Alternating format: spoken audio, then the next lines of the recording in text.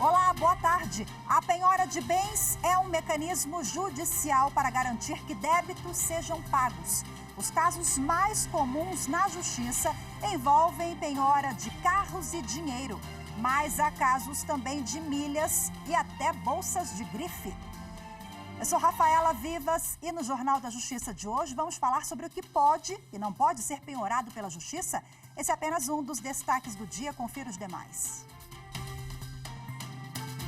Supremo Tribunal Federal começa a julgar mais 6 acusados de envolvimento nos atos antidemocráticos do dia 8 de janeiro em Brasília.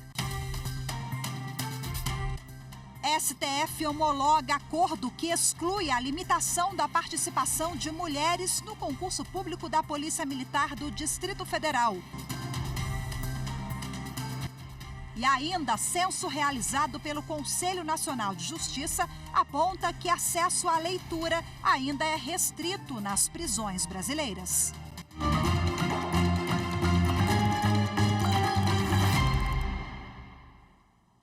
O Supremo Tribunal Federal começou a analisar nesta sexta-feira, no plenário virtual, o processo de mais 6 réus acusados de envolvimento nos atos golpistas do dia 8 de janeiro. O ministro Alexandre de Moraes, relator do caso, votou para condenar os acusados a penas que variam de 14 a 17 anos de prisão.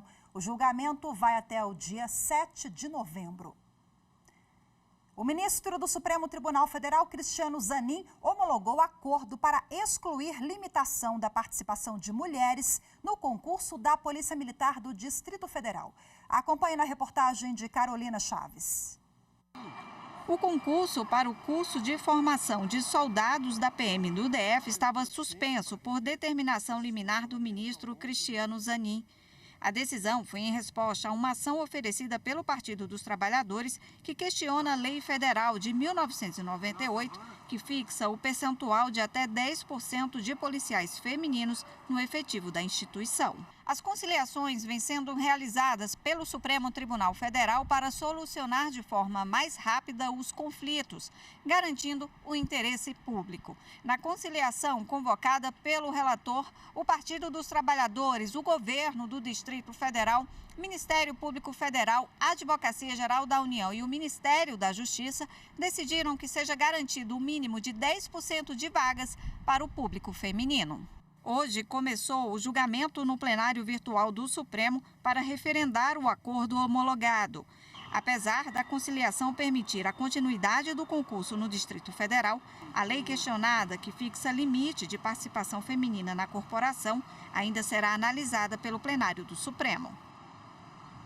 O Instituto Brasileiro de Gestão Hospitalar de Jaraguá, em Goiás, vai ter que pagar aviso prévio indenizado a uma analista administrativa. O valor não tinha sido pago porque a mulher havia conseguido novo emprego. A decisão é da 4ª turma do Tribunal Superior do Trabalho. Anderson Conrado tem os detalhes. Na ação, a profissional pedia a rescisão indireta do contrato de trabalho por descumprimento das obrigações trabalhistas pelo IBGH. Nessa circunstância, equivalente à justa causa do empregador, são devidas todas as parcelas rescisórias correspondentes à dispensa imotivada, entre elas o aviso prévio.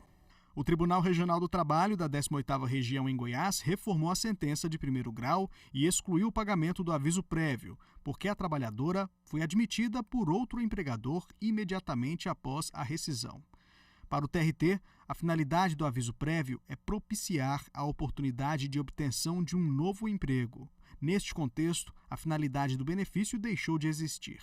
O caso chegou ao TST e foi julgado pela 4ª turma. O relator do recurso de revista da analista, ministro Alexandre Ramos, explicou que, conforme a súmula 276 do TST, o direito ao aviso prévio é irrenunciável pelo empregado e o pedido de dispensa de cumprimento não exime o empregador de pagar o respectivo valor. Logo, o empregador somente será dispensado do pagamento quando for comprovado que o trabalhador, além de ter obtido novo emprego, requereu a dispensa do cumprimento. No caso, não ficou demonstrado que ela tenha requerido dispensa. A decisão foi unânime e não cabe mais recurso. O Tribunal Superior Eleitoral participa de missão de observação das eleições regionais da Colômbia neste fim de semana. Informações com a repórter Mariana Fabre. No próximo domingo, dia 29, a Colômbia realiza eleições regionais. E o juiz auxiliar da presidência do Tribunal Superior Eleitoral, Paulo Bonini, está no país vizinho para acompanhar o processo. O magistrado faz parte de uma missão organizada pela Associação de Órgãos Eleitorais Mundiais, que reúne 111 países. A missão começou na última quarta-feira e segue até segunda. O combate à desinformação e o aumento da violência política no país são temas discutidos pelos observadores. A Colômbia registrou aumento de 80% na violência contra candidatas e candidatos, em comparação com a eleição de 2019. Quase 39 milhões de eleitoras e eleitores colombianos vão às urnas para eleger representantes dos governos e das assembleias estaduais, além de prefeitas, prefeitos, vereadoras e vereadores. A seguir, vamos falar sobre penhora para pagamento de dívida. Justiça do Trabalho penhora milhas aéreas de empresa para quitar débitos trabalhistas de um funcionário. As informações em instantes, voltamos já.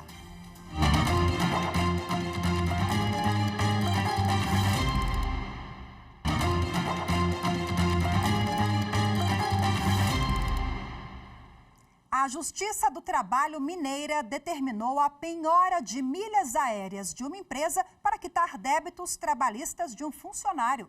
Veja na reportagem de Carolina Chaves. Você pode estar se perguntando, milhas aéreas valem dinheiro? A resposta é sim. O mercado das milhas, para quem conhece as estratégias, pode facilitar uma viagem, adquirir produtos ou até mesmo ser uma fonte de renda. O mercado é tão valorizado que, em decisão recente, a Justiça Mineira penhorou as milhas aéreas de uma empresa que estava em recuperação judicial e não havia quitado dívida trabalhista de um funcionário. Os empresários não tinham bens para ser penhorados, mas continuavam realizando grandes movimentações financeiras, acumulando milhas. Por isso foram penhoradas. Os sócios da empresa faziam parte da última categoria de milhas que, para atingir esse nível, é necessário acumular pontos expressivos. De acordo com os autos, o grupo reunia mais de 372 mil milhas nas companhias, que correspondiam a aproximadamente R$ 5.600. A dívida com o trabalhador era de R$ 5.658. Bom, para a gente explicar agora o que pode e o que não pode ser penhorado pela Justiça, eu converso ao vivo de forma remota com a advogada trabalhista, doutora Fabiane Santana. Seja bem-vinda, muito boa tarde. Nós acompanhamos na reportagem agora, né, esse caso que provoca até uma certa curiosidade. Poxa, quer dizer que milhas também podem ser penhoradas? Existe, doutor, um rol taxativo previsto em lei ou cabe ali a interpretação do magistrado? Oi, Rafaela, boa tarde. Muito obrigada pelo convite. E respondendo a sua pergunta... Pois não, doutora, pode continuar. Estamos lhe ouvindo aqui, a conexão está tudo direitinho. Ah, ok. Aqui para mim deu uma perda de sinal, mas eu vou seguir. O CPC traz, sim, um rol, mas ele é meramente exemplificativo. Ele existe, na verdade, uma ordem de preferência para penhora de bens. Ele sempre dá uma preferência para dinheiro, mas ele traz os outros bens elencados, né? Tais como títulos da dívida pública, veículos em geral, desde que não seja utilizado para pagamento, desde que não seja utilizado como forma de instrumento de trabalho, a exemplo do táxi, do motorista de aplicativo. Outros são bens imóveis, né? Desde que não seja bens de família. E ações e cópias de empresa. Nesse sentido, a Justiça do Trabalho atualmente ela tem inovado bastante, né? Ela tem determinado a penhora de todo e qualquer tipo de bem que pode ser convertido em dinheiro e eventualmente pagamento da dívida trabalhista. Quando a senhora fala em inovação, me lembrei agora de uma decisão recente do Tribunal Regional do Trabalho, não me recordo agora de que região, mas enfim, onde o magistrado determinou a penhora de bolsas de grife. Quer dizer, aquelas bolsas que valiam uma nota, às vezes a pessoa não tem ali o imóvel no seu nome, penhora a bolsa. Então, essas inovações já são comuns a fim de que o devedor quite o seu débito. É isso, né, doutora? Isso é uma decisão do TRT da 2ª Região, que abrange aqui em São Paulo. A juíza determinou a penhora de uma bolsa Chanel de uma devedora, né? Inclusive, na decisão, a juíza fundamenta que, embora ela estivesse se esquivando de pagar a dívida trabalhista, ela ostentava uma vida de luxo nas redes sociais, que inclusive a juíza menciona nessa decisão que um casaco que ela postou nas redes sociais, a Louis Vuitton, já era mais do que suficiente para pagamento da dívida trabalhista, que se arrastava há anos.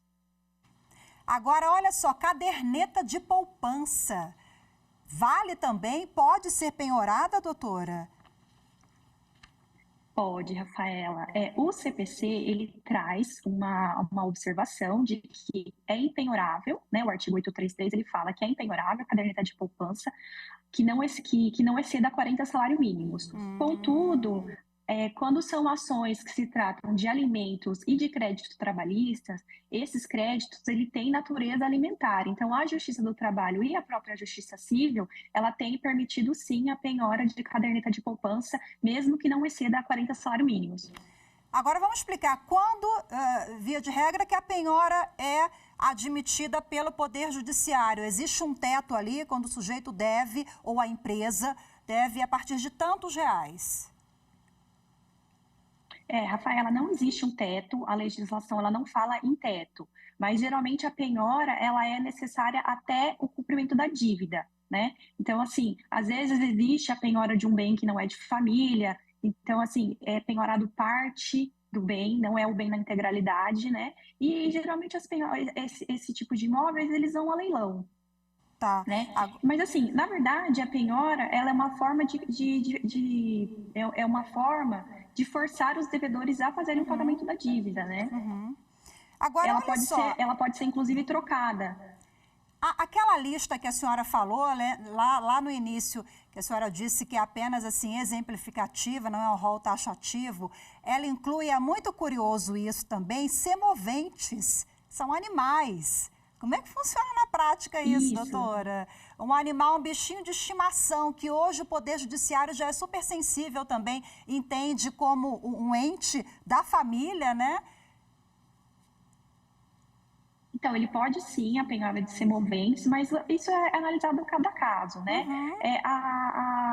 O exemplo mais comum que a gente tem hoje em dia é a penhora de cabeça de gado, de cavalos, né? Mas não necessariamente do pet, né? O animalzinho de estimação, que é quase um membro da família. Entendi. A gente está falando de cabeça de gado, de fazendeiros, né? Com essa proporção maior. Agora, para a gente fechar aqui, o único bem de família, aquela família mora no imóvel, só tem aquele imóvel, mesmo que seja para a dívida trabalhista ou para a pensão alimentícia, que são os casos mais sensíveis, onde a senhora colocou aqui. Esse imóvel pode ir para a penhora também? Não, Rafaela, o bem de família, ele não pode ir à penhora. Inclusive porque tem N julgados na Justiça Civil, né, que é a Justiça Comum, ele não pode ser penhorado, nem para a dívida alimentar, que é a pensão de alimentos, e nem para a dívida trabalhista. Perfeito. E agora eu lembrei de uma outra questão, o judiciário, a senhora falou em inovações, e a gente tem hoje também, né, várias ferramentas que permitem com que o Poder Judiciário identifique o bem, né? Bacenjude e tantas outras ferramentas que consegue ali, às vezes a pessoa coloca no nome de outra, mas a transação ela é rastreada ali, né? Avançamos muito também nesse quesito. Isso mesmo. Inclusive, na Justiça Comum, a gente tem a chamada teimosinha, né? É um artifício muito utilizado pelos juízes para fazer o bloqueio de penhoras, tanto de bens como de valores, né?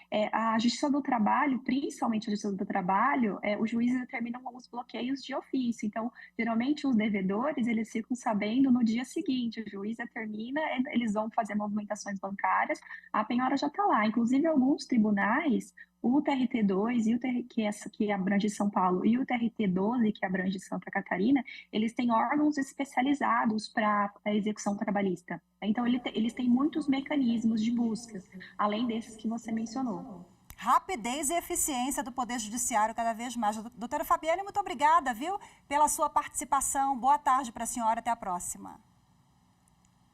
Oi, Rafaela, eu que agradeço novamente. Muito obrigada pelo convite e até a próxima. A seguir, censo realizado pelo Conselho Nacional de Justiça aponta que acesso à leitura ainda é restrito nas prisões. As informações em instantes, voltamos já.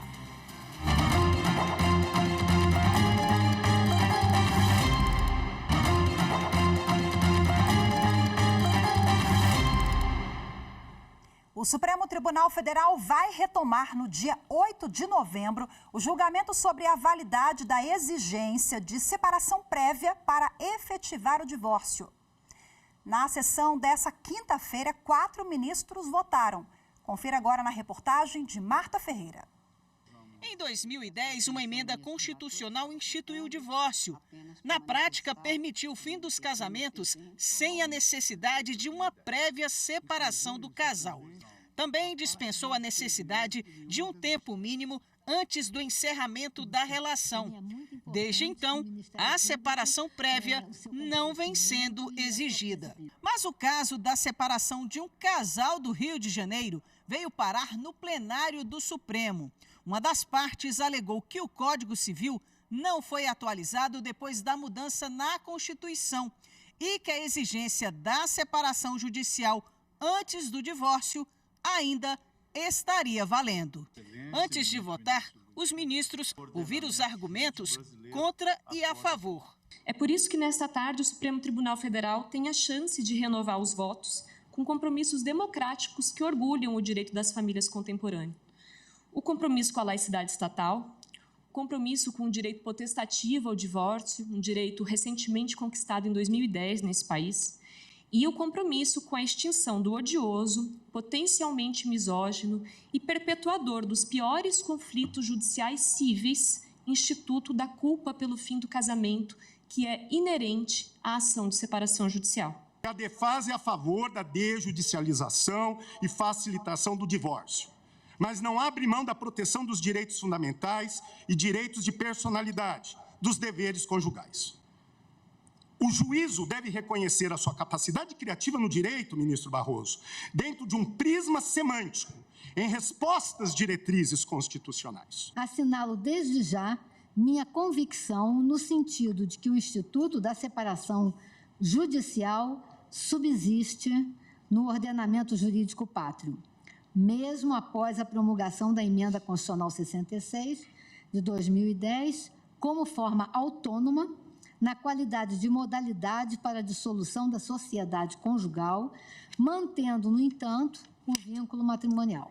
O relator do processo, ministro Luiz Fux, votou no sentido de negar provimento ao recurso e estabelecer que a separação judicial não é requisito para o divórcio e que ela não deve existir como instituto autônomo no ordenamento jurídico brasileiro após a emenda constitucional de 2010. Eu concluo que, no quadro delineado e à luz desses princípios que foram assentados, o divórcio direto é hoje a modalidade contemplada na Constituição Federal. Não é necessária antecedência de separação judicial, que, no meu modo de ver, foi expungida da ordem normativa brasileira. O ministro Cristiano Zanin votou com o relator, mas os ministros André Mendonça e Nunes Marques divergiram em parte. O julgamento foi suspenso e será retomado no dia 8 de novembro, com o voto do ministro Alexandre de Moraes. O presidente do Supremo Tribunal Federal e do Conselho Nacional de Justiça, ministro Luiz Roberto Barroso, participa hoje de uma solenidade sobre leitura em espaços de privações de liberdade. O evento marca o lançamento do Censo Nacional de Leitura em Prisões, feito pelo CNJ. A repórter Evne Araújo tem os detalhes.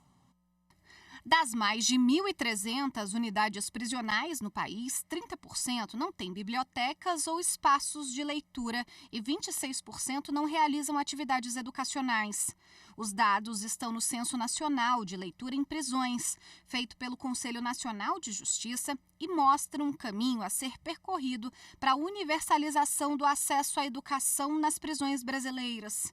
A pesquisa identificou restrições no campo da inclusão das pessoas encarceradas. 92% dos estabelecimentos de privação de liberdade que têm biblioteca não asseguram a inclusão de pessoas com deficiência nos espaços de leitura.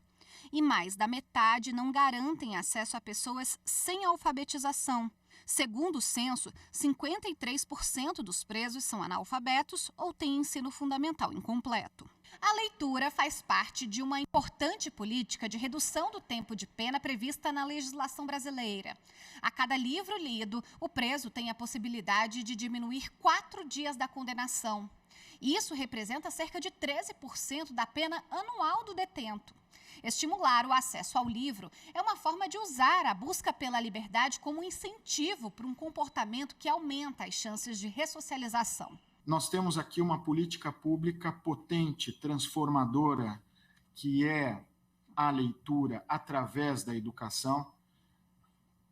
Um caminho, um presságio para que nós possamos realmente incidir na vida dessas pessoas e muitas vezes não fazê-lo de uma maneira autoritária, mas despertando as individualidades para que essas pessoas compreendam seus lugares no mundo e possam realmente ter outros horizontes muito mais expandidos. Realizado entre agosto de 2021 e março de 2023, o Censo Nacional de Leitura em Prisões permitiu que o CNJ elaborasse a proposta de um plano nacional para estimular a prática. A ação faz parte do programa Fazendo Justiça, parceria entre o Conselho e o PNUD, o Programa Nacional das Nações Unidas para o Desenvolvimento, para acelerar transformações no campo penal e socioeducativo.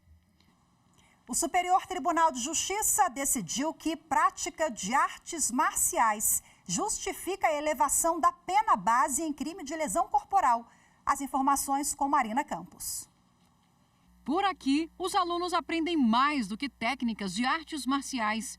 O professor Ricardo Augusto explica que o jiu-jitsu tem uma filosofia a ser aplicada dentro e fora dos tatames. Somos extremamente contra a violência, Nós não pregamos isso, porque a gente trabalha, a defesa pessoal justamente, certo, contra a violência, mas nunca agredir, nunca atacar, não faz parte da nossa filosofia. Em um caso que chegou ao STJ, a sexta turma entendeu que os princípios éticos das modalidades esportivas de luta prevêem a utilização da violência apenas em situações extremas, de modo que o delito com uso da força, nesses casos, configura maior reprovação da conduta. De acordo com o processo, o réu estava em uma casa noturna quando deu um soco no rosto da vítima, causando uma debilidade permanente no lábio inferior e deformidade definitiva da face, em primeiro grau. No momento de fixar a pena base pelo crime de lesão corporal, o juízo levou em consideração